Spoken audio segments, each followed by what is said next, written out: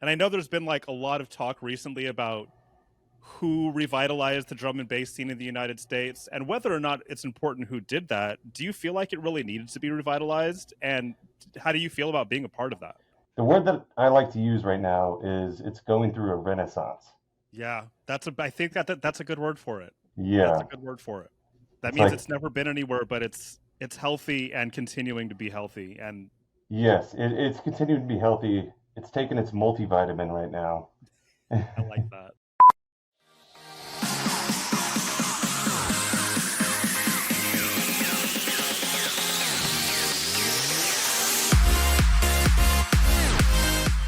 Hey guys, welcome back to Rave Culture Cast, your weekly guide to the EDM community, music festivals, and more. I'm your host, Emma Capotis. Happy Wednesday, fam. Thank you so much for tuning into another episode. This one is about to pop off, guys. I'm so excited about this week's guest, and we also have the introduction of a new interviewer who is joining the team, Alex Amaro. So we're about to get into all that in just a second.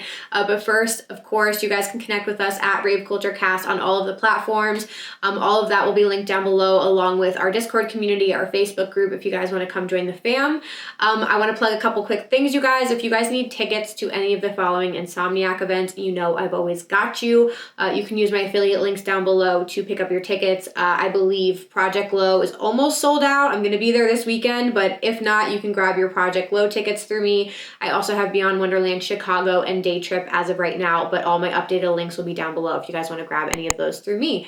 All right, with that being said, like I mentioned, I'm super excited to have Alex joining us on the podcast. He is going to be doing some interviews for us, and it could not be more warranted. He's absolutely incredible. He is a DJ himself. He is a dance music journalist. I've worked with him in the past, and he's amazing.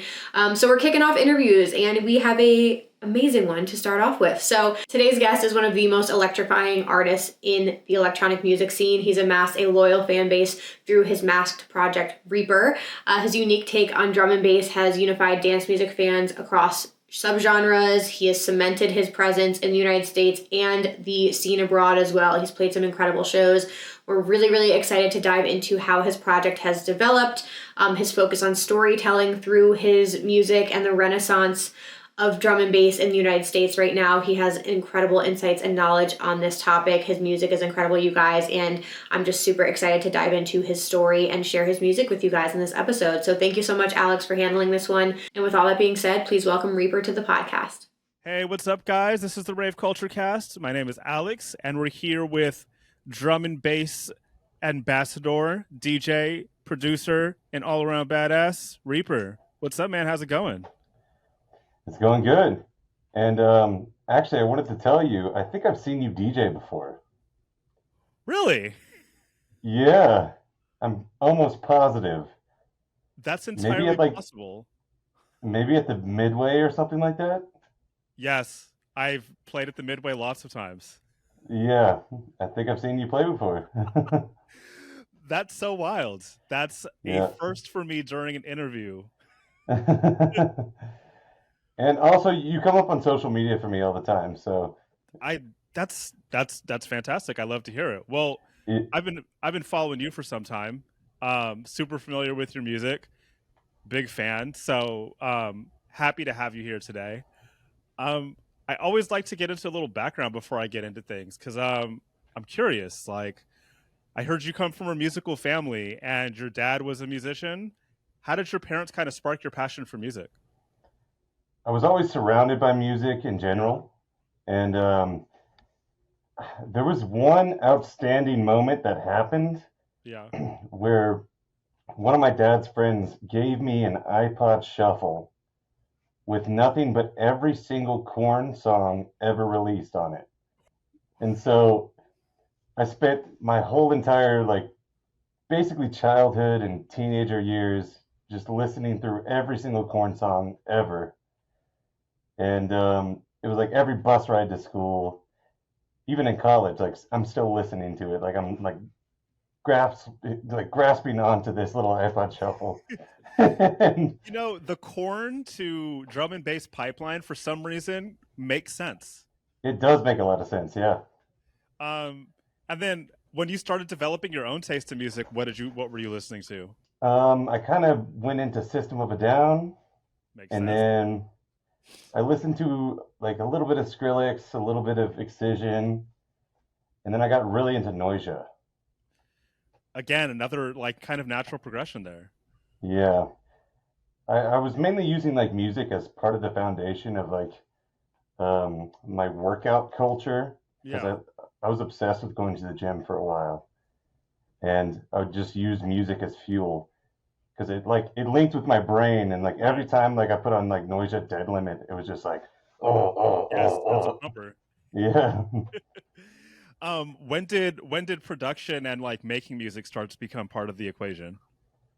It actually started very early on. Yeah. I had like an old compact computer with like FL Studio 4 on it, and it Cool. yeah, it was old, and I would like make ringtones for members of my family and things like that. I love Yeah, that. yeah, I love that. And I hear you play several instruments too. I do. Yeah, I play the keys a little bit. You can see it over here. Yep. I got my bass guitars, acoustic guitars, everything over here. I'm not like a legend at guitar, but I know my way around. You can tell me a song, a chord progression, I can play it. Hey, that's enough to play live though, right? Pretty much, yeah. And I hear that in previous iterations you might have done that as part of a live performance. Do you ever see yourself like incorporating that into a drum and bass performance? It's a lot of work to No put shit. together a live performance, and if Yeah. I ever do it, I'm gonna have to take a lot of time to make sure that it's like done perfectly right. That makes sense. That makes Yeah. sense. Can you tell me about your most memorable night out as a music fan? Hmm. That's interesting. Let's see. There's been a bunch of wild nights. 100%. I did take my shirt off at a show about a year ago. I'm not gonna say what show it is. Wait, mask on or mask off? Mask off. Took my shirt off. I was swinging it around my head like this. Look, if you're still hitting the gym like you used to, I'm not even mad at it. And I'm even if not. you aren't, Yeah, I'm not quite. I just still have the same confidence. hey, you know what? I'm not mad at people taking their shirt off. And if you do it, you got to swing it around above your head. Yes, yeah. So, when did you realize that you wanted to turn music from a passion into a profession?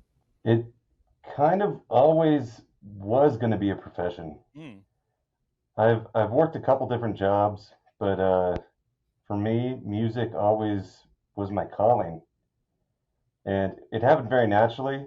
And I yeah, got to give a lot of credit to my team that I've worked with because we've all shared the same family culture, the same vision, yeah. and you know, if I eat, they eat. That's kind of the culture that we developed. So we just built it from the ground up, and we knew that it was going to be a profession.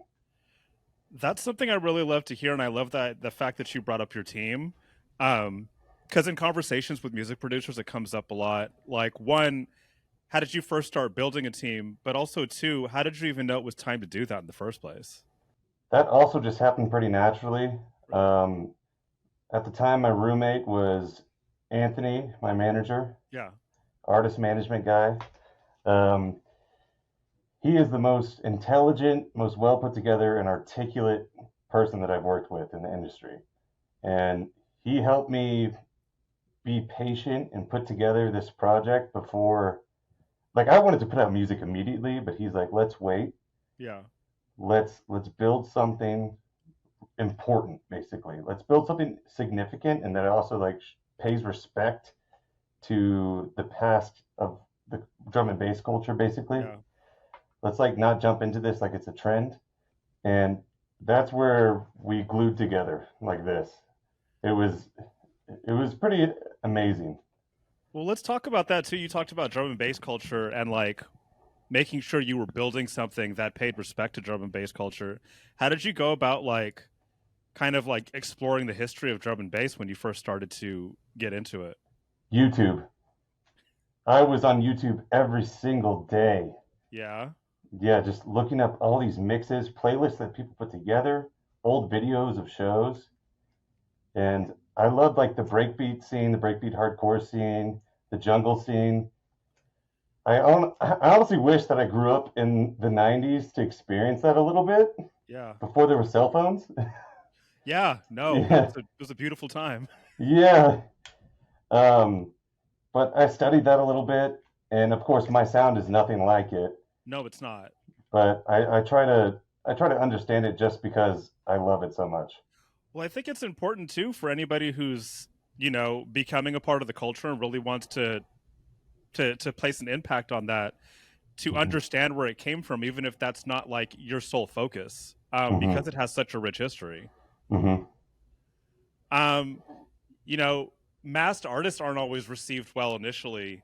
Um, how has your anonymity become like a superpower to you? How do you feel like that has helped kind of push you forward even more? So the advantages of the mask is that I could walk around at a festival afterwards Hmm. and no one knows me.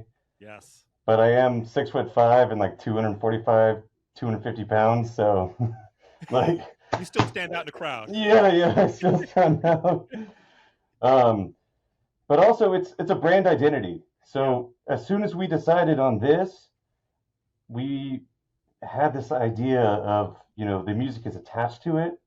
There's a face to it, Yeah. but it removes like random white guy from the picture, and it Right. just becomes more about the music.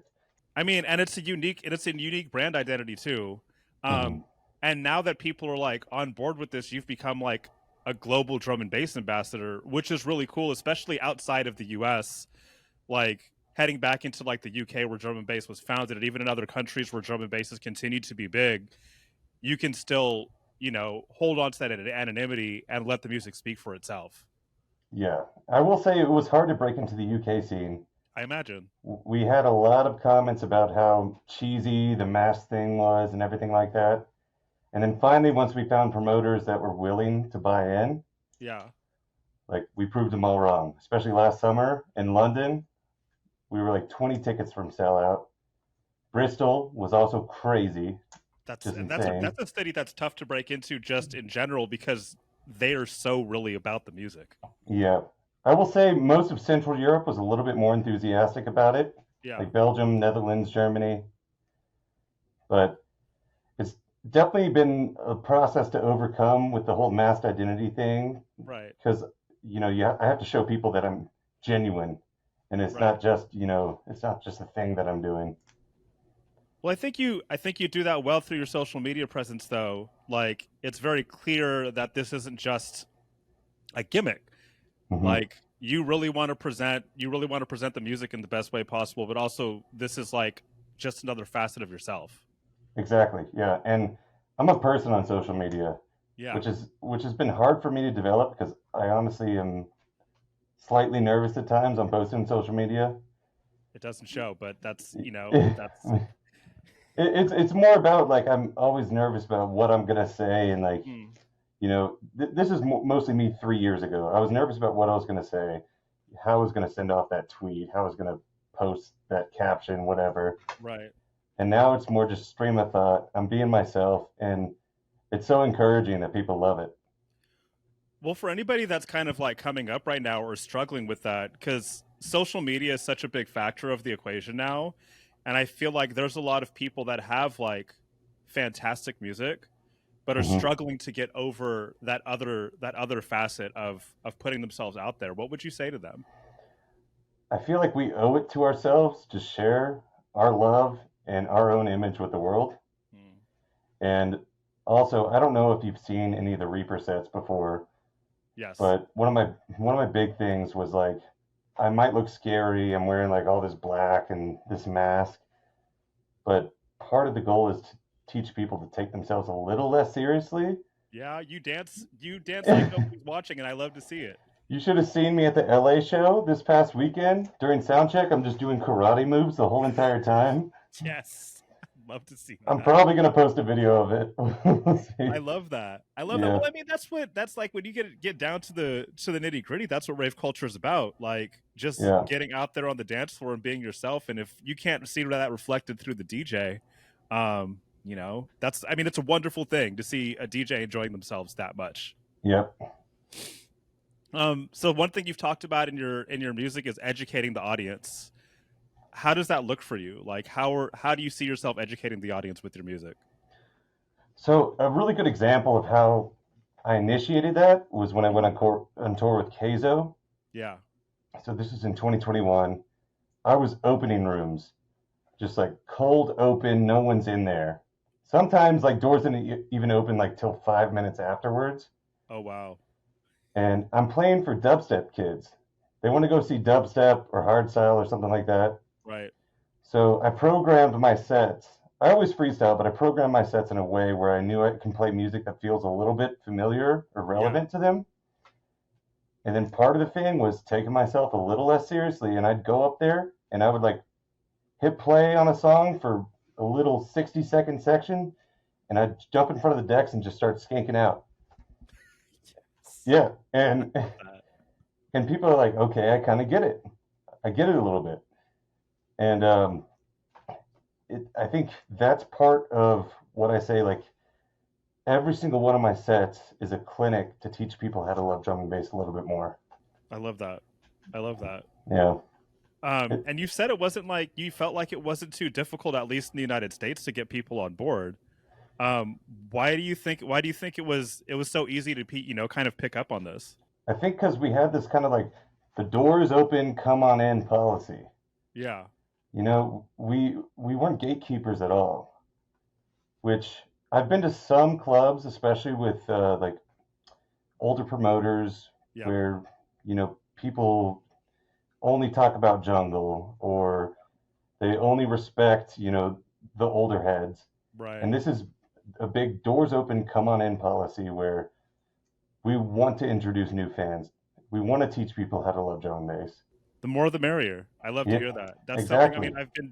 I've been doing this since 99, and Hmm. the only thing I ever wanted to see was dance music get as big in the United States as I saw it everywhere else. Because already at that point, the UK and Europe were already on board. They were already doing massive things there. And I just wanted to see that happen in the United States. So to see that continue like now has been so gratifying. And to see people like you like supporting that open door policy is amazing, really. I mean, and another very welcoming thing was the ratio of women to men at shows. Oh, see, that's something I love to hear because usually Yeah, drum and bass shows tend to be very male heavy. yeah. And so I had multiple comments when I started touring, especially with tour managers. They were like, man, there's so many girls on the front row. And like, there's so many girls that feel comfortable and are having fun. And I think that lends to drum and bass having so many different subgenres and Yeah. flavors that everyone can enjoy. Well, it also says something about people feeling safe at your shows too, Yeah, and feeling like they can be themselves and come out and be safe at your shows. That says a lot about what's going on with the people that you're working with too. yeah. And if anyone is being dangerous, I'll fight them. That, hey, you know what? I would not. Nobody wants to come into contact with you, man. No, I'm a gentle giant, honestly, but I I'll believe it. I'll throw hands if I have to. Well, we like since you were talking about drum and bass's like long-standing community in the states, I kind of want to like touch on that. Can you talk about the American drum and bass community and how you see yourself like fitting into to what it is? So there's definitely been a growth process. Mm-hmm. Um, when I started releasing bootlegs back in like 2018, 2019, there was definitely a lot of apprehension with some of Mm-hmm. the older heads and the people that already understood drum and bass. Right. A lot of people just called it fast dubstep, which was almost what I was doing because I was doing halftime drop, full time drop. Right. But now that I've been like developed into the scene, the whole entire, I'd say almost everyone in the US understands me as a drum and bass artist, as a gateway to North American drum and bass. And the most amazing and fulfilling part of it is there's so many people that they find one of my songs or one of my remixes and they're like, you introduced me to like break or dimension or subfocus or whatever. What They're like, I I pulled up a playlist and like the seventh song down was Caliber, and they're like, I love this stuff now. what a gratifying feeling though, because I know one of your goals is to be the gateway to drum and bass, Hmm. and you've been able to do that. And I know there's been like a lot of talk recently about who revitalized the drum and bass scene in the United States, and whether or not it's important who did that. Do you feel like it really needed to be revitalized, and how do you feel about being a part of that? It's always been around. It Yeah. has been, it's always been like structured, healthy, probably the best part of the rave scene. Honestly, like the best people ever. I've gone to a lot of weeklies over the past 10 years. And the word that I like to use right now is it's going through a renaissance. Yeah, I think that's a good word for it. That's a Yeah. good word for it. That It's means like, it's never been anywhere, but it's healthy and continuing to be healthy. And yes, it's continuing to be healthy. It's taking its multivitamin right now. I like that. Yeah. Can you talk about some of the challenges you've had to overcome as you started to become part of the international, as you started to receive international acclaim? I would say the greatest challenge that I faced was post COVID trying to get back on tour, and it was Mm. a financial challenge Oh yeah, because uh, I wasn't making a lot of money. yeah, I actually had to spend a lot of money and lose a lot of money in order to get on the road and to get in front of people and play for them. right. But the vision has always been there. I just decided, you know what, if I go into $15,000 of debt, I'm going to pay that off one day and I'm going to make it, you know? So, Hey, that's like an important lesson to learn though. Like, if the vision is clear, it's sometimes it's going to be really difficult before it gets a lot better. yeah. And I'm pretty good at money management. I'm not advising anyone to go into debt. but But it was Never something that. that was necessary to get on the road, Right. especially post COVID. All the flights were expensive, all the hotels were expensive. My fee was really low, Right. and now it's all starting to come up and pay off a little bit. I love to hear that. I mean, you're talking to me in between two tour stops. So if Hmm. that says anything about how things are going right now, it's also drum and bass is healthy, but Reaper is also healthy. Oh yeah, oh yeah. I want to get into the Challenger EP and your current tour, um, and I want to hear about storytelling in your music because it's not always a huge focus in a medium that pushes singles over larger works, and dance music often lacks words over two bar phrases. Hmm. So, how do you approach storytelling in your music? Because I know that's important for you. So Challenger was intended to be a concept album, Mm. and that did not work out. Last year, I was dealing with a broken leg Oh wow, that carved out my whole entire hip joint. my And God, so I ended up having to get a total hip replacement last December. wow, Yeah. And so the whole album, as I finished it around December, it turns itself into a much emotional piece, like a collection of emotional songs yeah, about facing adversity and learning to take care of yourself a little bit better. And there's some angry emotions in there too. I don't know if you've right, heard the song Cold Case, yeah, but that's a little bit about envy and jealousy. And I didn't write all the lyrics for that. Bella Renee wrote most of them, right. but that really talks about how you see someone else and you wish they were them. And I felt that every time I was walking through the airport. I was limping. I was just limping through the airport, and I'm like, dang, I wish I had a healthy leg. I wish I wasn't doing this right now. So every song kind of turned into more of like this emotional banger sort of thing. Well, I think that's an incredible poignant thing to like kind of push through all of that through your music. Hmm. You're still doing storytelling, but it sounds like the pathway of that story took a different turn. Oh yeah, it definitely did. The whole entire collection of 7 songs took a much different turn. I will say though, those 7 songs are not the end of Challenger. No. That's all I had finished, and I'm going to be adding on a little bit more. So are you saying there's going to be a Challenger part 2? It might just be Challenger Extra Deluxe Super version. It might just be more Challenger I'd love because to hear that. I already have, I can double that album, but they're not done yet. I love to hear that. Hmm. That's fantastic. The EP is so fantastic and it's great to hear that there's more coming. Hmm. Um how do you integrate visual storytelling into that? Like how do you see that working out? Since you've talked about social media, and I know visual storytelling is important to you as well.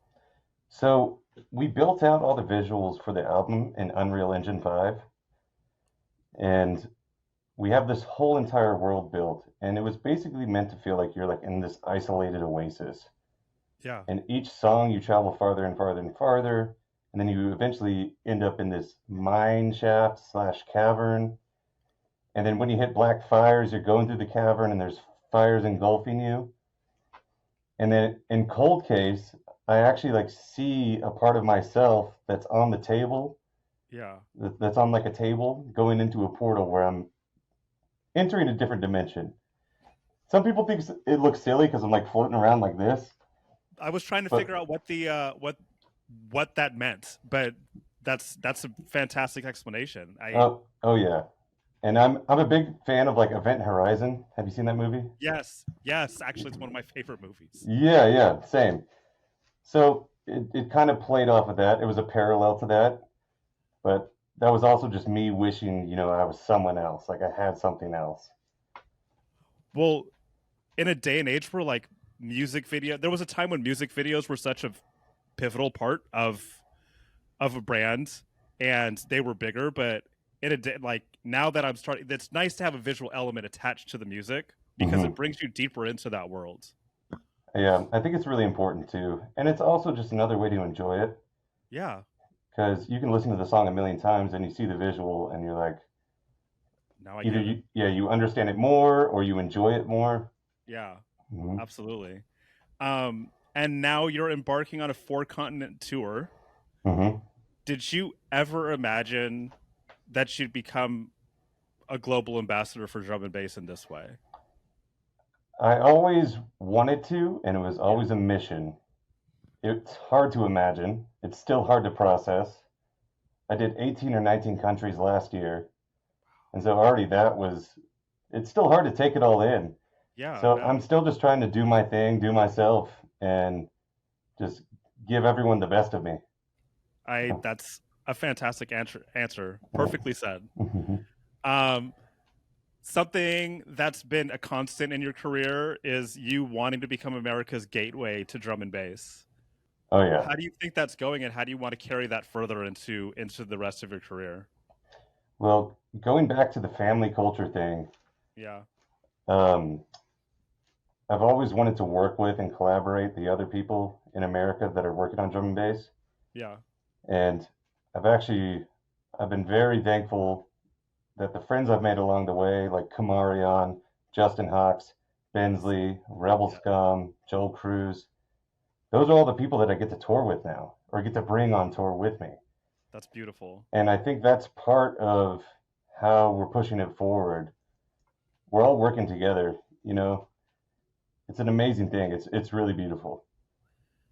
I really respect there's a trend in dance music right now where you see kind of like label focused tours or brand focused tours where people are bringing their friends with them, Hmm. and they're kind of creating an entire culture around their, and I love to see that, and I love to hear that that's something that you're doing, because some of those people that you just name checked, these are the people right now in drum and bass in the United States that are pushing the culture forward. And I love to see that it's not just about you, that it's about that family atmosphere, because that is so the antithesis of dance music. And yeah, and just in a practical sense too, Yeah, like touring with those people, I know they're reliable. They're going to show up yeah, on time. They're great DJs. They have amazing music. And for example, in Vancouver, I had food poisoning that night. So I texted Rebel Scum like 10 minutes before the end of my set. I was like, look, I need to take a breather. yeah. I need you to play a little bit extra. And he's like, I got you, man. Yeah. That's beautiful. I mean, Yeah. that's the best you could ask for. Yeah, exactly. It's family culture. It's perfect. I love it. I love that word too, family culture. Yeah. That's perfectly stated. Well, I always like to end, and I've been doing this question for years now, but I always like to end on this question. What excites you about the future of dance music? Hmm. I'd say the most exciting part is seeing the young people get into it. Like Yeah, like the young, like I'd say high school, like late grade school, college kids Yeah. that start to love it so much because you know that one day they're going to be adults, maybe have kids, maybe have a family, and they're going to share it with the world themselves. I And love that too. yeah, I'd say my second favorite would be when someone comes to a show and you can see them light up, like a switch just flips. Yeah. You're like, oh, they get it. Which people think I can't see through the mask. I can see everyone in the crowd, and I've seen people that are just like standing there, and then it just turns on right there. And I feel like the future of dance music is about those light bulb moments right there. It is. That's when you know you've got somebody you've got like a lifer. There's people that come into dance music for like a season, for a little bit, like in their 20s or going out to parties, and then they move on. But then when you see that light bulb moment on the dance floor, you know you've just sparked the interest for somebody who's never ever going to leave. Hmm. Exactly. And also just the community that dance music promotes. Yeah, I think it's good for the world in general. it is. Yeah, it It really is. is. It And so is. honestly, the metal and hardcore scene, that too, like Yeah. really, really great Well, crowd. no, That, it was never my thing, but I've been to metal shows before, hmm. and I've seen a similar way of taking care of each other Hmm. at metal shows that I've seen at dance music shows. Yep. There's definitely a mutual respect, mutual love, and I think that's generally going to make the world better. It is. It Mhm. is, absolutely. Well, thank you so much for taking the time out to speak to us today. This has been fantastic, and I hope you get some rest before your next tour stop. Mhm. Um, but again, fantastic to have you, and much respect for what you're doing. Yeah. You're great. Thanks for having me. I appreciate it. Absolutely, absolutely. Yep. Thanks again. Yep. Take it easy, man. Let's stay in You touch. too. Dancing,